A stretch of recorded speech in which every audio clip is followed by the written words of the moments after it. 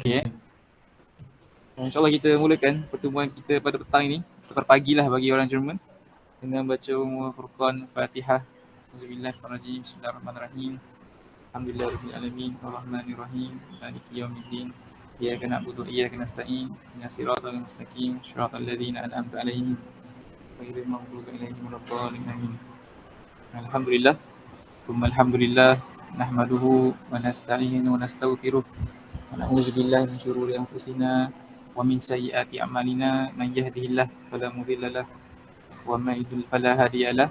Asyhadu an la ilaha illallah wahdahu la syarika lahu wa asyhadu anna Muhammadan abduhu wa rasuluh. Rabbi shrah li sadri wa yassir li amri wahlul 'uqdatam min lisani yafqahu qawli, amma ba'd. Alhamdulillah, pertama ni kita panjatkan setinggi kesyukuran kepada Allah SWT kerana mempertemukan kita pada petang ini, sesi mingguan kita kan. Bagi dekat Malaysia ni sebahagiannya baru habis program sejak hari Jumaat lagi di Bangi. So sekarang ni kami berkumpul di Pusat Islam Tunku Mukhris, Usim, dengan tetamu jemputan lah. Ada Faris kat sini yang menumpang nak balik. Alhamdulillah, satu peluang Allah beri kita kesempatan berhubung lagi walaupun jauh, merentasi benua, merentasi lautan. Tak tahulah rentas apa yang lagi Jerman kan. Macam-macam lah rentas kan. So ini satu nikmat lah Allah beri kepada kita kan. Yang keduanya kita panjatkan selawat dan salam kepada Nabi SAW, kepada seluruh keluarga baginda, para sahabat, tabi'in dan orang-orang yang mengikuti mereka bi ihsan ila yaumil. Jadi seperti biasalah, hari ni kita telah masuki hari ke-15 Ramadan. Jerman sama Sama ke bilangan hari dia, counting? Awal. Masa dulu. So dia raya 2 Mei lah. Dia tak raya pun sebab dia hari ni 15 Ramadan. Samalah. Hari 15. Okay. Alhamdulillah. Dah masuk separuh Ramadan kan. Half Ramadan telah berlalu. 16, sorry. Berapa? 16? Hari ni 16. So 2nd of May lah akan beraya kan. So Aiman tak cukup sehari lah puasa. tak cukup puasa sehari. Sebab puasa kat Malaysia, lepas tu raya kat Jerman. Boleh je. Dengar tak? Tak dengar? Tak, saya datang sebelum Ramadan. Ya ke? Oh sorry. Imran nantilah. Oh sorry. Cukup lah kan? Sorry. Tak, dia pergi sebelum Ramadan. Cukup lah dia kota tu, hari-hari tu, counting cycle day tu. Anyway tak apa.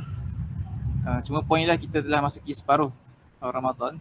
Banyaklah kami dengar perkongsian Ramadan kan sepanjang 3 hari ni. Ramadan. Mungkin kita rasa lali, rasa jemu. Tapi memang satu peringatan yang kena diberikan lah. Sebab manusia ni dia sifatnya adalah lupa kan. Antara masuk perkataan An-Nas tu lah, aku lupa kan. Nasiyah, lupa. Selain itu, Allah SWT menyebut dalam surah Az-Zariyat. Tadi dikongsi oleh Dr. Fakrul juga. Surah yang ke-51, ayat 55 kan. Allah SWT berfirman, surah Az-Zariyat ayat ke-55, Wadhakir fa inna dzikra tanfa'ul mu'minin. Dan berilah peringatan kan. Pertama sekali, suruhan memberi peringatan ini tidak ditujukan kepada spesifik individu. Maksudnya semua orang boleh beri peringatan. Bukan kata, ya ayuhal yadim da'i. Bukan da'i yadim yang kena beri peringatan. Ataupun bukan orang kat Malaysia je kena beri peringatan. Tapi dia terbuka, wadhakir. Maksudnya, sesiapa yang mendengar ayat ini, dia pun terikat dengan arahan memberi peringatan. Itu yang pertama. Yang kedua, Allah kata, fa inna dzikra tanfa'ul mu'minin. Dan peringatan itu memberi manfaat kepada orang beriman. So tak ada orang yang dengar peringatan dia sepatutnya jemu kan. Kalau dia jemu, mungkin dia kena check status keimanan dia kan. Yang rasa jemu dengan peringatan, seboring. Sebab kaum-kaum terdahulu, mereka tak suka mendengar peringatan.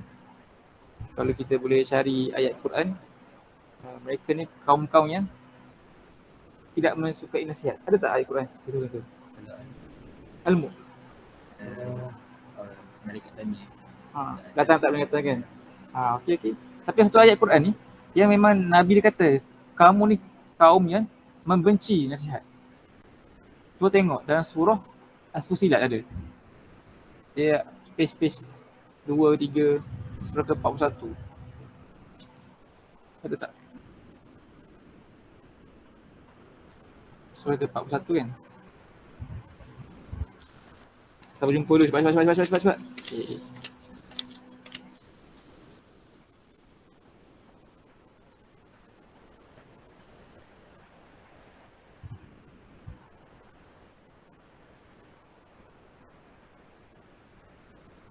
Ke bukan?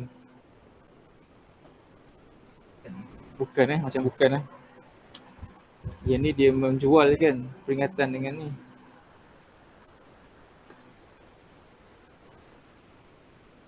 Yang ni dia fastahabbu amal. Adalah ayat Quran lah, tak ingat surah apa, tapi boleh cari nanti. Yang dia tu tidak mensukai nasihat kan. La tuhibbun nasihun. Tidak mensukai orang datang memberi peringatan lah. Jadi so berbeza dengan orang beriman, sepatutnya nature kita ni datang peringatan kita rasa bermanfaat lah. Sebab memang itulah yang diciptakan Allah Ta'ala, jadikan manusia ni makhluk yang kena memberi peringatan. Dan mesti bila Allah Ta'ala wajibkan kita beri peringatan, baru tu tak sepatutnya dirasa jemu kita kan, walaupun dia sama. So kedatangan separuh Ramadan ni again nak beri peringatan lah kepada diri sendiri terutamanya. Dan semoga kita menggunakan saki-baki another half lagi to go. Sebab kita tak pastilah adakah kita berpeluang kan berjumpa lagi Ramadan berikutnya. Dan Ramadan ni memang special. Tak tahu cakap macam mana, tapi dia memang special kan. Yang Nabi sambut dia berbeza, sahabat sambut dia berbeza. Dan kita seperti yang Dr. Fakrul share tadi, mendoakan kedatangan Ramadan. Kita tak doa pun kedatangan bulan lain. Allahumma ballighna Muharram. Ada lagi orang baca doa tu kan. Mungkin ada baca doa tu, Allah Alam kan. Tapi tak ada lagi kita dengar ataupun tak ada record dalam riwayat hadis ke Nabi bacakan doa Allahumma ballighna Safar, ballighna Rajab. Tak ada kan. Tapi ada Allahumma ballighna Ramadan. So kita dah doa menjemput kedatangan dia, tapi sangat ironik kalau dia datang kita buat bodoh kan. Tetamu datang, lepas tu kita doa bilik, main phone macam biasa, buat kerja sendiri, Facebook macam biasa, tidak ada apa-apa persiapan, meraihkan Ramadan. Of course lah kita semua insyaAllah kan telah memulakan seusaha meraihkan Ramadan ini. Tapi ada lagi baki. Tapi kalau tamu datang 3 hari je kena layan tak? Ni 30 hari. Tak apalah. Sebab memang ni taklah sama tamu. So semoga ni lah kita ambil serius kan kedatangan Ramadan ni. Especially sambutannya berbeza lah kita sebagai orang yang belajar Quran, bertarbiyah berbanding orang-orang lain kan. Sometimes kita compare diri kita dengan kawan-kawan lain.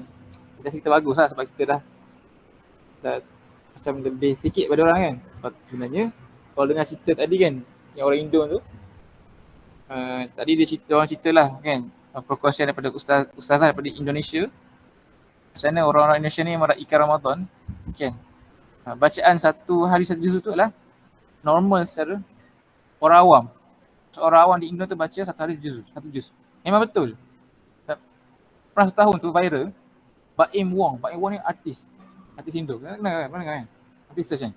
Baim Wong ni baca satu hari satu juz bulan Ramadan. Masa kita orang terkejut, dahsyat dengan artis dia. Sebab dia artis yang memang wah lah, yang berlakon elegant macam. Tapi dia pun baca one day one juz dalam bulan Ramadan. So memang betul lah dia orang tadi kata, kalau status ikhwah akhwat di Indonesia ni minimum 3 juz hari kan. Ceritanya ada perbezaan bila datangnya bulan Ramadan. Tapi kita bukan nak kejar macam tu. Masing-masing mungkin ada kepayahan masing-masing. Tapi yang penting lah adanya perbezaan bila kita meraihkan Ramadan kan. So bila dah masuk hari ke-15 ni, dah jumpa dah Imran. Ayat berapa? 779 Cek sikit. Surah Al-Araf ayat 79.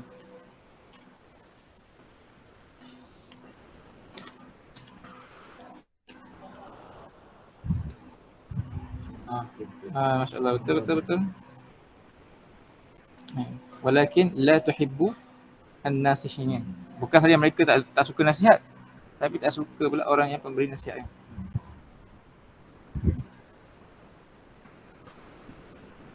Masya-Allah. So boleh kita tak jadilah seperti orang yang disebut dalam surah ni kan, yang tidak menyukai nasihat. So dia susah nak praktis kan, sebab macam tadi pun cerita kan, kita suka bagi nasihat kat orang, tapi bila orang bagi nasihat kita sukar nak terima. Especially bila kita ni dah berusia, ada status yang tinggi dalam masyarakat. So ini sifat-sifat yang kita nak bentuk lah. So semoga pertemuan-pertemuan kita ni tepat kita share dan terima nasihat lah, insyaAllah kan. Wallahualam tu kot sedikit nak share sebagai permulaan sesi kita petang ini, untuk kita memerhatikanlah Ramadan yang lepas dan memanfaatkan lagi baki 15 hari ke depan, insyaAllah. Ada benda ke yang menarik di Jerman, Aiman, Ramadan? Macam mana celebration sendiri-sendiri ke? Ada komuniti Islam ke?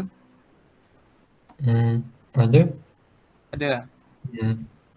So Ya. basically apa lah, tarawih semua. Tarawih ada. So kadang-kadang ada satu group student, dia macam kadang-kadang dia macam once a week ada buat iftar sekali. Dia globally ke Malaysian? Globally. Muslim lah. Sini Malaysia tak aktif lah. Jarang jumpa orang Malaysia. Yeah. Adalah jumpa, tapi in terms of like kalau kat surau tak ada ataupun kat iftar tak jumpa lah. Jumpa tempat lain. Masya Allah. Ya, banyak jumpa ni lah dekat tempat main, dekat tempat volleyball, tempat bola. Tu jumpa Malaysia lah kat situ. Jumpa Malaysia sana ramai. Kat pada sukan, Masya Allah. Baiklah, sebaik Aiman pergi masjid Dekat masjid jumpa orang Pakistan, orang Arab, Syria, Yemen, Egypt. Diorang expat lah. Diorang memang ramai sini ambil master. Master. Okay. Alhamdulillah. Menarik. Mungkin boleh buat perkongsian nanti kan.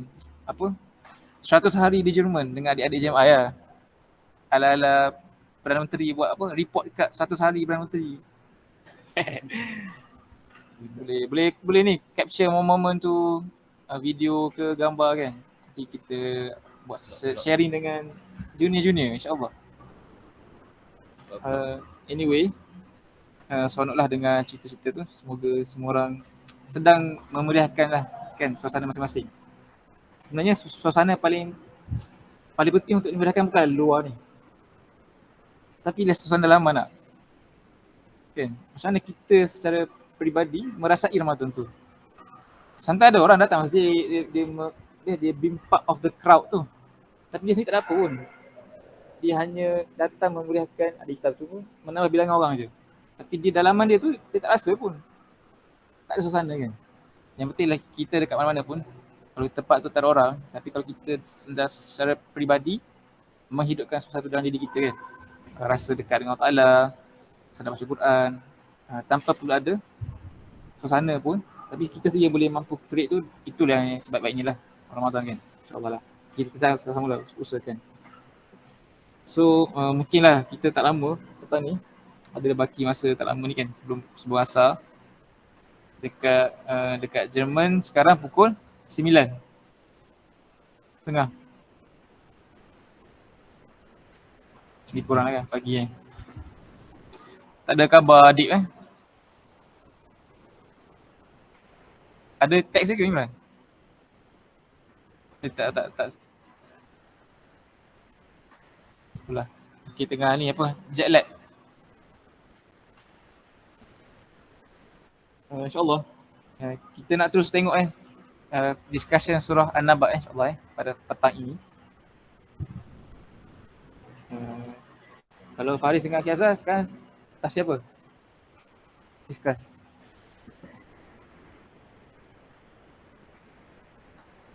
Dari belakang lagi lah. Di belakang. Surah Al-Alaq. Al-Alaq. Kita orang dah tukar ni lah. Dah stop belakang tu. Mula kat kita pula. An-Naba. Okay lah So surah An-Naba ni kita discuss, dia dah masuk minggu 2. untuk maklumat Aiman jugalah. Kita dah mula bincang surah An-Naba. Kita akan bertemu di tengah-tengah surah juz 30 ni. So surah An-Naba ni dan surah-surah selepasnya dia sedikit panjang. So mungkin setiap surah tu akan memakan beberapa pertemuan lah, insyaAllah kan. Jazakallah khair, Imran dah share slide tu. Tapi ni versi Indo lah Imran kan?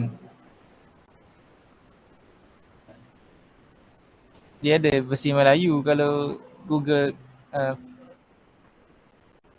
ada. Sama seperti cari je Fizlal PDF Melayu.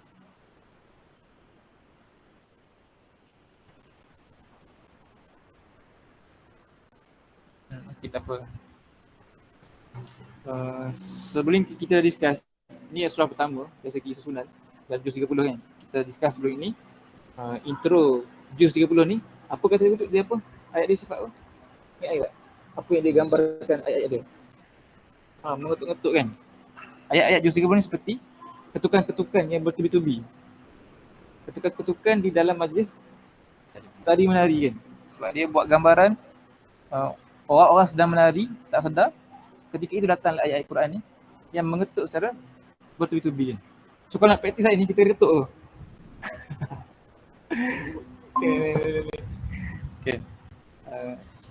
Sebab ayat-ayat ni kita tengok dia turun dekat tahun-tahun awal di Mekah lah, juz 30 ni. Semasa itu orang-orang Mekah ni bukan tak pernah dapat Islam. Mereka ni pernah dapat Islam. Quraisy kan. Mereka kenal Allah SWT siapa. Mereka kenal Nabi Ibrahim siapa kan. Mereka kenal Nabi Ismail. Mereka pernah diceritakan tentang akidah tauhid. Tapi beza di antara Nabi Ibrahim, Nabi Ismail dan Nabi Muhammad SAW ni berapa ribu? 5,000 tahun kan? Lebih kurang lah. Ada banyak pandangan kan? Tak adalah exact figure. Tapi let's say ada 5 years gap di antara Nabi SAW dengan Nabi terakhir yang datang ke Mekah ni. So bayangkan 5,000 tak ada orang cerita pasal apa-apa. Dah huru-hara lah. Lepas tu datang kembali Islam Nabi SAW bawa, datang Al-Quran turun dengan bertubi-tubi mengetuk-ngetuk. Okay, sebab mereka ni dah kenal Allah Ta'ala tapi dah tersereweng kan. Dia kata Allah ni ada anak, malaikat Tuhan Allah. Dia kata Nabi Isa ni sekian-sekian. Dia kata kita akan mati dan berakhir dengan kematian. Okay. Tapi kalau tanya mereka, siapa yang buat langit bumi? Dia qulun Allah. Siapa yang buat ni? Allah kan. Maksudnya ada lagi benda betul, tapi ada benda yang tak betul. So sebab tu itu intro dia kita. Inilah ayat-ayat yang mengetuk-ngetuk lah. Ketukan-ketukannya bertubi kan. Surah An-Naba. So kita masuk last week discussion surah An-Naba. Kita tengok Allah SWT, kita discuss sampai ayat ke 14 kan. Pertama Allah cerita tentang persoalan-persoalan yang mereka tanya itu. Mereka ni saling bertanya-tanya dengan penuh kehairanan tentang sesuatu perkara kan. An-Naba, tentang berita besar. Itu besar kiamat lah. Dan pelik kenapa mereka bertanya tentang perkara ini kan, dengan keheranan. Kita bincang juga hari tu. Ni recap lah point last week kenapa mereka ni bertanya? Datang mana pertanyaan ni? Sebab apa datang pertanyaan ni? Sebab dakwah. Masya Allah kan. Sebab dia lah reaction kan. Nabi yang sampaikan dulu. Kita akan dibangkitkan, akan berlakunya kebangkitan. Baru datangnya pertanyaan-pertanyaan mereka kan. Maksudnya Nabi SAW bawa Islam tu sampai dia dah menggoncangkan cara fikir orang Mekah tu. Sampai dah betul. Kalau Nabi buat slow-slow, biasanya orang tak akan bertanya. Tak adalah query tu. Tidak ada reaction tu. So mereka bertanya, Allah Ta'ala pun menjawab dengan surah ini. Dan lepas menjawab, Allah kata nanti mereka akan tahu. Last week kita tengoklah beberapa macam mana Allah Ta'ala nak buktikan ada hari kiamat ni. Dia suruh kita tengok alam kan. Dia suruh kita tengok alam supaya kita faham. Bila tengok alam ni, adanya orang yang bukan orang ada kuasa yang mentadbir, yang dia sangat teratur, serasi, seragam. Mustahil alam ni terjadi dengan begitu saja kan. Last week kita tengok pasal apa? Contohnya kita bincang pasal bukit kan, Gunung Ganang yang walja'annal apa? Gunung Ganang tu dikata apa? Sebagai apa? Autada sebagai faksi kan. Sebelum tu kita tengok bumi sebagai mihada kan. So benda tu sangat tu menarik lah. Untuk menstabilkan bumi tu Allah adakan gunung ganang. So, dah fikir dah. Maksudnya memang dibuat dengan purposely untuk stabilkan bumi ada gunung ganang. Kemudian kita discuss last week tentang beberapa rahsia-rahsia ataupun hakikat tentang penciptaan manusia kan. Manusia ada pasangan-pasangan dan cerita tentang tidur kan. Last week bincang tentang tidur. Tidur pun kita bincang. Yang tidur ni satu nikmat kan. Macam tidur je. Unik sangat tidur ni sebab apa uniknya tidur tu? Bincang apa? 2 poin. Satu kesihatan badan kan. Tidur memang rehat badan lah. Satu lagi dia mendamaikan jiwa. Tidur sekejap je kalau orang bawa kereta kan. Kalau dia tertidur, dia panggil micro sleep kan. Tapi lepas tu segar. Dia macam 2 second je kan. Tapi kalau kita rehat, kita cuba nak rehatkan badan kita tak tidur, tak rehat tu. Tak sama kan orang berehat tanpa tidur dengan rehat dengan tidur. Tidur tu yang merehatkan. So orang yang tak boleh tidur ni penyakit dia panggil. Insomnia kan. Satu azab tak boleh tidur sebenarnya. Sebab walaupun dia rehat, dia tak sama. Tidur dengan tidur. Padahal biasa tutup mata je kita rasa. Tapi kita tak tahu apa yang berlaku dekat badan kita bila dia tidur. Adakah dia berlaku sampai dia boleh rehat tu. Walaupun tidur sekejap, dia jadi satu kerehatan sebab satu mukjizat Allah SWT kan. Dan dia boleh mendamaikan jiwa yang sedang gemuruh lah dan ada masalah. Dia cerita kat sini dalam peperangan Badar dan perang Uhud kan. Allah Ta'ala mentidurkan mereka. Walaupun dalam keadaan yang tengah pegang ni kan. Ada ke orang tengah shock main game, tengah perang kan, tiba-tiba tertidur? Tak adalah. Sebab musuh ada mesti tengah cuak kan. Tak ada orang cuak dia tidur lah. Mesti cuak ni dia lagi adrenalin naik. Berjaga-jaga. Sebab tak nak perang kan. Katalah apa suasana kita yang kita tangkap tu, keadaan gemuruh tu.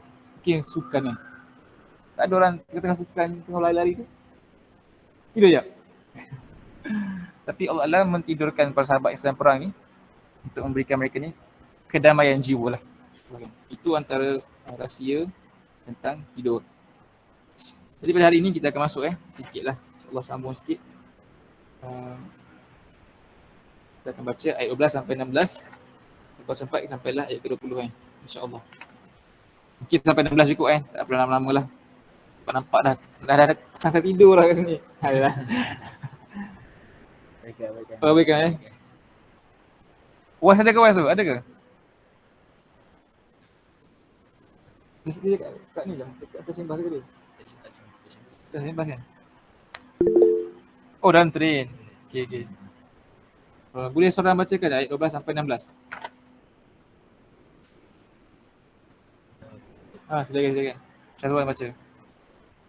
12 sampai 16.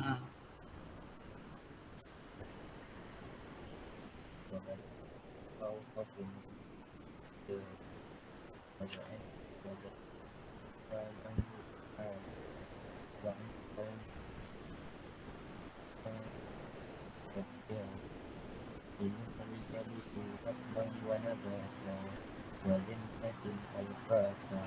Okay, subhanallah azim. Jadi ayat 12 ke 16 ni dia still lagi cerita tentang alam kan. Yang Allah Ta'ala nak menarik perhatian kita memerhati alam untuk fikir sebenarnya adanya percaturan yang indah, serasi, smart lah alam ni. Maknanya ada orang yang sedang mentadbir. Bukan orang bukan orang, susah nak sebut kan. Ada kuasa, ada entiti tu yang mentadbir alam tu. Contoh kita tengok masjid ni well organized. Mesti ada orang susu ni. Kan? Takkan tiba-tiba dia gila. Terus bila dia ada gunung, tidur macam ni, mesti ada kuasa yang sedang mentadbir dia lah. So itulah Allah SWT kan. Jadi kali ni Allah mengajak kita melihat pula kepada penciptaan langit, matahari dan awan. Kan? Menarik sekali Quran ni, dia tak guna benda yang kompleks untuk cerita tentang benda ni. Sebab semua yang cerita sama ni, tidur, gunung, bumi, adalah benda yang boleh dilihat dengan mata kasar. Kan? Orang tu dia kelas dia apa pun, belajar SPM ke STPM ke kan, tak pergi sekolah pun dia boleh faham. Sebab semua orang nampak. Tak ada dia guna pendekatan, cuma tengok ni, Fallopian tube. Tak ada kan. mitokondria ke, tak ada. Tengok apa partikel fizik ke kan, tak ada. Tapi digunakan approach yang ala qadri kullihim kan. Maksudnya pendekatan Quran ni sesuai dengan kadar pemikiran orang Arab ketika itu. Yang primitif, yang ilmu mereka tu cetek, tapi boleh mereka hayati kan. So sebab sebenarnya kita yang lebih ke depan segi knowledge ni lagilah rasa patutnya ayat-ayat ini kan. So tengok sikit kan, dia kata wa banaina fawqakum sab'an shidada. Kami dan bukankah kami binakan di atas kamu banaina fawqakum, di atas kamu sab'an shidada, 7 petal langit yang kukuh kan. Jadi kata Syekh Qutb kan, 7 kat sini tak tahu apa kan. Ini rahsia kan. Cuma Allah nak suruh kita melihat langit ni sifat dia 7 tingkat, 7 yang kukuh. Yang kukuh tak pernah roboh. Kan? Tak ada tiang. Oh, menarik lah. Tak ada tiang dan tak pernah roboh. Sebenarnya kalau fikir boleh gila kan, macam tak tiang. Kan? Kalau orang tu buat rumah, sekukuh mana rumah tu, mesti ada satu one point tu dia akan bocor, roboh, kan, crack, gempa bumi crack. Tapi langit ni dia tak ada tiang, sangat luas dan dia tak pernah roboh. Dia shidada katanya Allah. Kuat. So itu patutnya dah trigger dah kita. Tengok langit kan, siapa yang pegang atas tu? Mesti ada power yang sedang control kan. Dan 7 kat sini tak tahulah apa maksud dia kan, sebab saya betul kata 7 tu tak dijelaskan apa maksud dia. Mungkin ada pelbagai maksud kan. Dan dia tak suruh kita fikir pun apa 7 tu kan. Cukuplah kita tahu dia 7 yang mungkin ada maksud pelbagai. Maksudnya kita ni tak mampu nak explore 7 langit tu lah. Dia kata kat sini, ayat ini menerangkan 7 langit sangat kukuh dan kuat binaannya. Ia diikat dengan satu kuasa yang menahannya dari pecah dan bengkok. Ini hakikat yang kita lihat dan ketahui dari sifat-sifat dan tabiat bintang-bintang dan jirin-jirin yang kita namakan dengan kata-kata langit. Okay. So, kita tak tahu berapa langit tu macam mana rupa sebenarnya. Tapi kesimpulan dia mesti ada power yang sedang menjaga kestabilan langit tu lah. Sampai dia shidada kan. So Allah suruh kita tengok langit ni. Jadi Quran ni dia ajak kita tengok alam ni dan memikirkan apa mesej daripada tengok alam ni kan. Sebab orang ramai je orang tengok alam ni kan. Setengah-setengah tahulah dia ada budaya stargazing ni. Kalau dekat orang dekat kampung, orang tepur, orang dekat tempat bandar, kalau pergi naik bukit, kita pergi tengok stargazing. Tapi selalu orang stargazing ni dia bukan untuk, dia sekarang enjoy the beauty je kan. Bukan untuk tadabbur alam. Betul. Sedangkan alam ni memang diciptakan untuk dihayati, boleh menyampaikan kita kepada hakikat ketuhanan ni sebenarnya. Kalau tengok alam ni, insyaAllah. Lepas ni kita kena buat aktiviti je, berjemur yang tengok alam. Lah praktikal lah. Dan sahabat-sahabat ni, Quraisy ni kan, mereka memang travel dari Mekah, pergi ke Syam, Yaman kan. Rihlatas syita wa saif. So mereka memang tengok alam ni. Untuk tengok apa? Kan mereka travel tengok bintang-bintang je kan. Mereka tak ada Waze dulu. Bintang. So sebenarnya, sementara tengok bintang tu, kenapa dia tak berfikir kan? Siapa yang buat ni? Siapa yang susun bintang ni? Dia tak come tu benda tu. Mungkin sebab dia rutin lah. Sebab dulu orang tengok bintang, sampai bintang tu jadi solely pun diarahkan. Kita tak sempat nak fikir tentang kekuasaan sebalik langit dan bintang-bintang tu. So kali ni Quran datang untuk kita buka balik mungkin kita tengok alam ni dan memperhatikanlah adanya kuasa sebalik alam tu kan. Kemudian dia kata waja'anna sirajan wahaja. Kami ceritakan matahari sebagai lampu yang amat terang kan. Menarik Allah Ta'ala menggunakan siraj sebagai sifat kepada matahari, bukannya nur kan. Beza dia apa? Apa beza dia? Siraj dan nur. Lampu. Sumber cahaya, okey. Kalau nur? Cahaya. Okey, apa sumber? Dah reference. Ada siapa nak share beza siraj dengan nur? Ada ke? Yang baca ke mana-mana? Aiman nak share kan, study dengan Prof. Maybe siraj lagi, cahaya dia lagi kuat daripada nur. Okay. Mungkin lah. Nanti kalau mungkin boleh study kan apa beza dia kan. Sebab dalam Quran banyak cahaya kan. Nur, narun, siraj. Kenapa Allah guna kota Siraj? Tapi antaranya adalah Siraj ni dia cahaya panas. Nur ni cahaya yang tak ada haba. Kan, tak ada heat. So sebab tu kita tengok orang tu ada muka dia ada nur. Sebab dia bercahaya tapi tak ada haba. Sedangkan kita belajar sains, cahaya ni bawa haba kan. Tapi nur ni dia kan bercahaya muka dia ada nur. Tak ada haba ni. Tapi matahari ni dia adalah panas yang release haba. Dan kita perlu haba dia tu. Kalau dia nur, bercahaya tak ada haba, kita harus hidup. Kan? Betul tak? Perlu haba matahari? Untuk apa kita perlu dia? Berapa ribu darjah tu. Untuk kontrol bumi kan. In fact dia source of heat kan? Ke tak? Dia tu. Selain daripada dia source of light, tak ada source of heat. Mungkin boleh kaji balik apa tu fakta ni kan. Kita tahulah dia adalah sumber cahaya, tapi adakah dia juga sumber haba matahari kan? Cuma Siraj tu sebabnya dia adalah cahaya yang membawa sekali haba lah. Berbanding bulan ni dia nur yang tak ada. Kalau abang tu ada tak terfikir kan? Tak, bulan ni kan dia pantul kan? Pantulan matahari. Soalannya ialah, adakah cahaya dipantulkan tak bawa haba? Fizik. Yang double slit eksperimen kan? Fizik. Orang engineer patut jawab sebenarnya. Orang fizik kan? Soalan dia, adakah cahaya yang dipantulkan tak keluarkan haba? Reflected lights ni panas ke sejuk? Okay. Sebab dia tak rata, so heat tu absorb. Lagi satu yang keras ni dia pasir. Okay, Tu pasir lembut kan. So, Sedap weh. sedap. Lepas tu dia bawa cahaya tu tak bawa haba dah. Tak tahu. Sikit. Tak tahu kan. Kira dia gaji kan. Tapi haba boleh dipantulkan ke? Apa dibagi Dia tak. apa ni tenaga Boleh ada. tu kot. Apalah, Tak tahulah. tak tahu lah. Tapi sangat seni Quran gunakan perkataan siraj kat sini. Kalau tengok nanti dia guna, kalau cerita tentang bulan, qamar, Allah guna perkataan nur kan. Wal qamara nuran. Sebab dia cahaya yang sejuk kan. Kita tengok, kita tak silau mata tengok bulan. Jadi banyaklah matahari ni mempengaruhi perbentukan awan, cerita kasih banyak kan. Matahari yang terang-benderang memberi kepanasan yang dihayati oleh bumi dan makhluk-makhluk hidup yang ada padanya kan. So satu, matahari tu dah sumber haba, cahayanya cukup untuk kita. Satu lagi, kalau kita kaji lagi aspek jarak kan.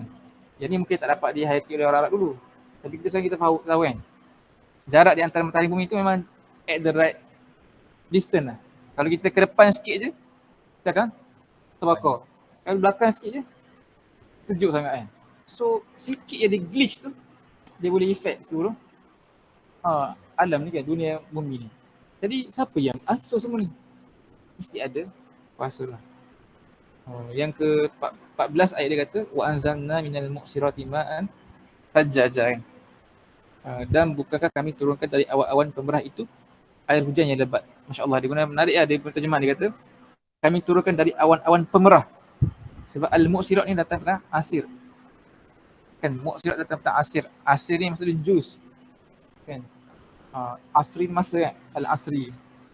So awan ni dia dipanggil mu'sirat sebab kalau kita kompres awan tu baru dah keluar air hujan tu kan. Ma'an sajjaja. Keluarlah air yang lebat kan. Yang mana function air tadi ialah linukhrija bihi habban wa nabata. Kami keluarkan biji-bijian yang tumbuh-tumbuhan dan kebun-kebun yang rimbun lah daripada ini kan.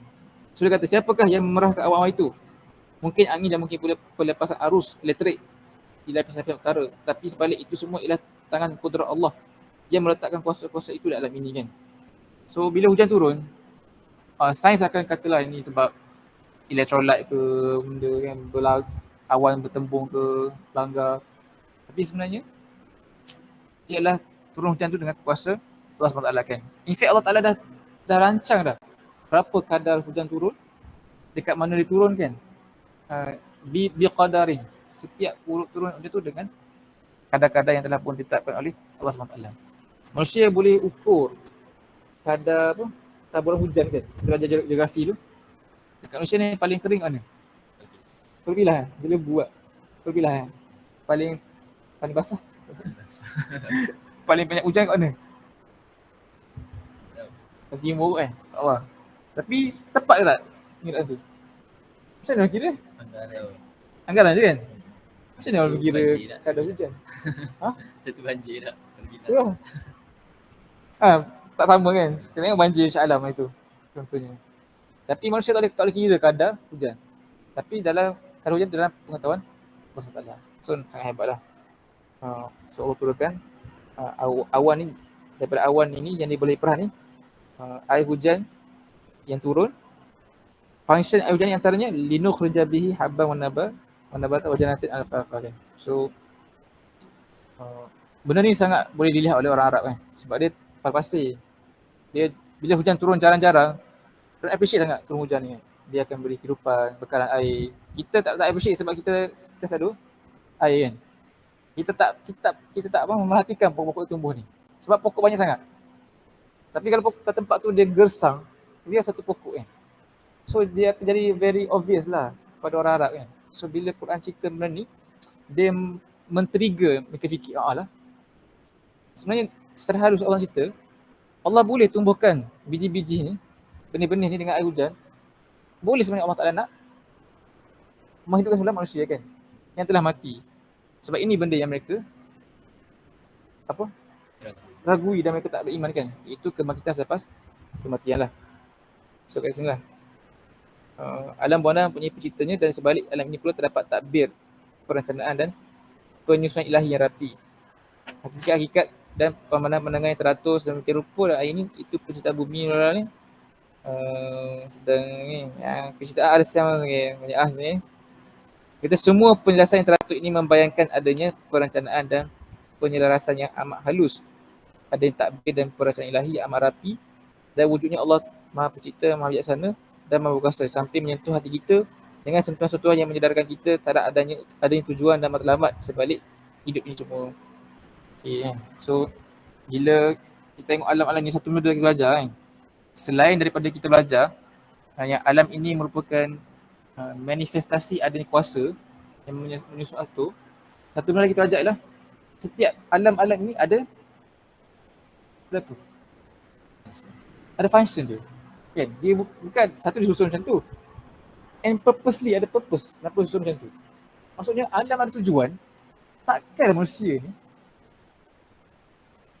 tak ada tujuan kan? Patut untuk akan trigger orang fikir, lah. Okay. Matahari dengan jarak semestinya macam tu. Tujuannya macam ni. Okay. Hujan turun lebat dekat Kuala Pilah. Itu kurang kan? Mungkin sebab sini. Kenapa kat sini hujan lebat sini? Sebab sini. Ada reason kan? Ada reasoning. Kan? Jadi, mesti orang terfikir, kalau semua ada tujuan dia kan? Yang ni untuk tumbuhkan benih, tumbuhkan biji-biji rumput. Apa function? Aku kan? Orang akan bertanya sepatutnya, kalau setiap benda yang Allah ciptakan tu ada tujuan, maka manusia adalah makhluk paling pertama yang kena ada tujuan. Sebab dia paling kompleks kan? Paling hebat ciptaan manusia ni. Jadi semua benda ni sepatutnya mengajar kita berfikir kan. Kena masuklah daripada kelompok ayat berikutnya kan. Allah alam. Kita sikitlah ayat berikutnya ni Allah cerita tentang secara umum kan. Tengok sikit ayat 17 sampai 20. Inna yawmal fasli kana miqata yawma yunfakhu fis suri fatatuna afwaja wa futihatis samaa'u fakanat abwaba wa sujiratil jibalu fakanat saraba. Hari pertama sekali tiba-tiba dia move kepada kelompok ayat berikutnya. Dia jam ni. Tutuplah cerita pasal tadabbur alam tadi dah habis cerita dah. Masuk kepada topik lain, tiba-tiba Allah cerita tentang sedikit scenery, scene ataupun bab-bab yang akan berlaku pada hari kiamat. Dalam ayat ini Allah sebut hari kiamat sebagai yaumul fasli. Kan? Hari pengkelasan kan? Kan kalau belajar bahasa Arab, al-fasli ni kelas sebenarnya. Sebab apa dia pengkelasan? Dia dah macam mengasingkan ni yang baik, ni yang buruk, ni apa kesan dia, ni. Dekat dunia ni tak ada perkelasan, bercampur. Kan? Orang beriman, tak beriman, bertakwa, tak bertakwa, munafik, semua sekali. Tidak ada pengkelasan. Kita buat perkelasan sendiri. Yang ni geng-geng Johor kat sini. Yang ni kulit hitam duduk kat sini kan. Macam kat sini. Kita buat perkelasan based on physical look yang kita nampak kan. Dekat hari kiamat Allah membuat pengkelasan tapi bukan based on physical. Tak ada dekat hari kiamat nanti satu grup ni pakai spek je. Ini grup gigi jongal. Alah contoh tak ada tak ada. Tak ada tu sisi Allah Yaumul Fasli kat sini lah dikelaskan mengikut siapa beriman siapa tak beriman kan. Ikut akibat-akibat masing-masing. Ikut performa masing-masing dekat dunia ni. Okey. Kalau ada hari perkelasan ni maksudnya ada tujuan dekat dunia, barulah macam mana kalau tak ada tujuan kat dunia, tak ada hari perkelasan nak. Sebab nak kelas macam apa? Sebab tak ada task. Tak ada kerja nak buat, tak ada ujian, tak ada function, tak ada keperluan nak mengkelaskan. Tapi bila sebabkan dunia ni manusia masing-masing ada tujuan hidup masing-masing kan, dan diberikan kelebihan masing-masing kan, nikmat masing-masing, barulah dia mengkelaskan semula. Macam kita exam kan, macam cikgu nak buat pengkelasan, kau tak ada test, kau tak ada benda dulu, mesti dia kena ada ujian tu dunia kan. Okay, Allah bagi task, Faris, semua orang task sama je, ibadah khalifah, tapi mungkin berberi modal yang berbeza-beza kan, bagi nikmat berbeza-beza, bagi peluang dan kesempatan yang berbeza-beza, bagi bakat yang berbeza-beza. Okay, so semua orang buat, kita kan habis macam tu je. Mesti ada satu fasa akan dinilai dan dikelaskan kan. Ketika itulah kita semua akan dikelaskan pada hari Yaumul Fasli mengikut amal kita masing-masing lah. Okay. Ada kata kat situ, semua penciptaan ini, penciptaan alam ni ialah untuk membolehkan manusia bekerja dan mencari kenikmatan hidup. Di sebalik kegiatan kerja dan mencari kenikmatan itu terdapat pula hisab dan balasan pada hari pengadilan, iaitu satu hari yang ditentukan untuk jalankan pengadilan, Yaumul Fasli. So katalah, manusia ni mustahil diciptakan sia-sia dan tidak akan ditinggalkan percuma. Tuhan yang merencanakan hidup mereka dan menyelaraskan dengan alam tempat hidup mereka dengan begitu rapi, tak mungkin membiarkan mereka hidup sia-sia dan mati sia-sia kan. Takkanlah Allah dah buat begitu kompleks dunia ni, begitu balance, begitu details, tiba-tiba dia berakhir dengan macam tu je. Dia tak logik akal. Macam Allah buat kerja sia kan, takkan dia buat habis. Kita mungkin buat begitu lah. Contoh orang buat apa, sandcastle kan, buat awal-awal nak habis, tak ada apa function. Nak meluah apa, nak berkreativiti kan. Tapi Allah Ta'ala bukan macam tu kan. Dia kata apa Al-Quran yang Allah tak cerita manusia ni, Rabbana ma khalaqta hadha batilan kan. Rabbana ma khalaqta hadha, takkan kau ni khalaqta hadha secara batil sia-sia. Mesti ada sebab dan ada al-haqnya lah. So sebab itulah untuk tidak menjadikan kehidupan dunia sia-sia, adanya hari kebangkitan. Kalau tak orang yang mati, contoh Bella kan, kes Bella sekarang tengah, tahu orang tak follow kan, kes Bella. Mungkin Aiman tak follow kot sebab Aiman kat Jerman lah, nama dia lain lah, Belgium. Ada kes lah apa, yang kanak-kanak OKU Bella nama dia yang didera ni kan. Orang tengah apa menyaman si pendera tu. Katalah, kita tahu kan siapa betul-betul kan. Tapi macam obviously Bella tu betul lah. Sebab dia OKU yang tak dapat nak protect dia. Katalah lepas si apa tertuduh tu, dia dah bawa 10-11 lawyer, dia menang kes. Okay lah. Terzalimilah Bella tu. Tiba-tiba dunia ni makin kiamat esok. Habis macam tu je. Tak ada kebangkitan. Kesianlah Bella tu. Jadi sia-sia je. Sia-sia dia kena rasa kan. Sama kita juga. Ada kawan kita butang tak bayar kan. Mesti habis. Tak puas hati lah kita tak. Mesti ada tempat kita nak tuntut. Tak puas hati. Orang sangka dengan kita. Maka datanglah hari Al-Fasli ni, tempat untuk menjadikan hidup dunia ni tak sia-sia. Kalau tak, untunglah orang yang makan gaji apa, makan duit riba, duit haram, tiba-tiba dia tak ada hari pengadilan kan. Sepatutnya orang dah fikir kan, biologi mesti ada hari kebangkitan. Sebab bukan orang Muslim je yang dianiai kan, yang tidak diadili dengan adil. Orang kafir kan, mereka pun ada juga yang dizalimi sama mereka kan. Mereka patut fikir, takkanlah aku zalimi, mata aku mati. Habis itu je. Kan? So not fair lah dunia ni kalau berakhir dengan kematian. Jadi mustahil lah Allah yang menciptakan alam ni dengan penuh kompleks ni berakhir dengan kematian saja kan. So itulah berlakulah hari Yaumul Fasli. Yaumul Fariqan min qada. So Allah ceritakan berapa babak awal berlaku hari kebangkitan ni ada 3 benda lah kat sini sebut kan. Pertama, tiupan sangkakala yang kita tahu macam mana berlaku, wallahu alam. Kemudian futihat sama pakan abu-aba. Langit pun dibuka lalu ia jadi pintu-pintu dan gunung ganan dihancur leburkan lalu jadi seperti fata morgana, masya-Allah. Wasuyirat jibal fakanat saraba. So ni satu suasana yang sangat dahsyat lah.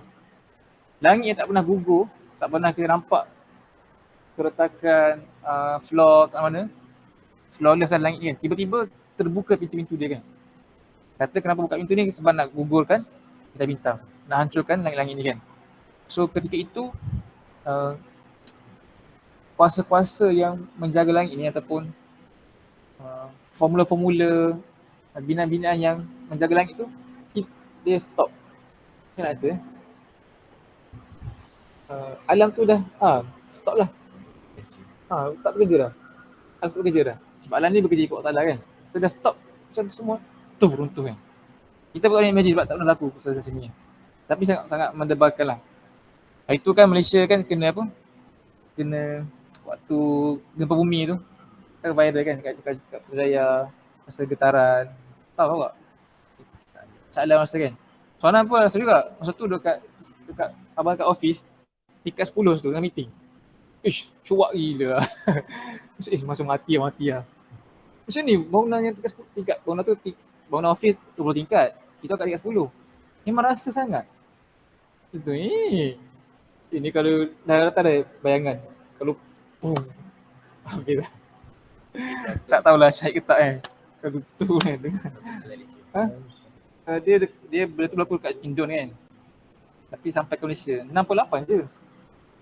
Tapi rasalah dia bergerak tu. Ya Allah. Lalu itulah kot kiamat kan. Langit jatuh tu sempat. Siapa pernah tengok apa ni movie Final Destination tengok? Kan kalau siapa tahu ada movie nama dia Final Destination. Dia ada siri movie banyak lah, banyak siri kan. Macam satu siri je yang dia buat satu scene tu. Orang tu tengah jalan, cermin kat atas tu kan, orang tengah pasang cermin. Jatuh kan. Hancur tu je. Ya Allah. Tentu kau imagine. Macam cermin jatuh. Cermin yang kita pasang dekat bangunan tu kan. Crane tu tengah kat cermin tu. Cermin jatuh. Atau perempuan tu macam lebu. Darah dia. Ya. Sembuh darah dia. So boleh bayangkan. Langit dia jatuh. Okay. Habis kita semua kan. So itu adalah mukadimah ataupun antara babak-babak awal berlaku bila berlakunya hari Yaumul Fasli lah. Langit yang dibina begitu kukuh itu akan dibuka dan menjadikannya berpintu-pintu pecah dan terbelah seperti yang digambarkan di tempat-tempat dan surah-surah yang lain. Langit akan berubah ke satu keadaan yang belum pernah kita lihat. Bukit Bukau dan gunung ganan yang tersegam itu akan dihancur leburkan menjadi debu-debu yang berterbangan. Oleh itu gunung ganan yang besar itu tidak mempunyai kewujudan lagi, sama seperti fata morgana di padang gurun yang tidak mempunyai kewujudan. Itulah keadaan yang dahsyat yang jelas dapat dilihat pada revolusi alam buana semasa dilihat di hari mahsyar nantilah, insya-Allah kan. Insya-Allah akan berlaku. Insya-Allah lah kan. Dengan izin Allah. Itulah hari pengadilan yang telah ditentukan dan hikmat dan takdir ilahi, masya-Allah. So Allah alam, itulah apa yang berlaku. Sedikit intro lah apa yang berlaku pada hari kiamat nanti. Kemudian dia tutup kat situ je, dia tak cerita detail pun. Dia just nak bangkitkan rasa takut. Surah ni akan masuk pada frame ataupun kumpulan ayat yang berikutnya nak cerita tentang akibat lah apa yang berlaku pada manusia kan. Apa yang berlaku pada manusia kelak nanti akan diceritakan lah. Apa yang berlaku pada mereka dan kenapa mereka ni kena macam tu kan. Kita tengoklah antara sebab-sebab. Allah alam, mungkin kita akan habiskan pada minggu berikutnya, insya-Allah kan. InsyaAllah.